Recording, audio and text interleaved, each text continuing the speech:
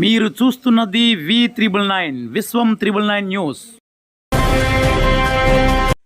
Vijayawada Tadepalli TDP కార్యాలయంలో minority మరియు న్యాయశాఖ మంత్రివర్యులు ఎన్ఎండి ఫరూక్ మరియు మైనార్టీ రాష్ట్ర అధ్యక్షులు ఫరూక్ సబ్లీ చేతుల మీదుగా జర్నలిజం సర్టిఫికెట్లు అందుకున్న జే యూనియన్ జర్నలిస్ట్ సభ్యులు.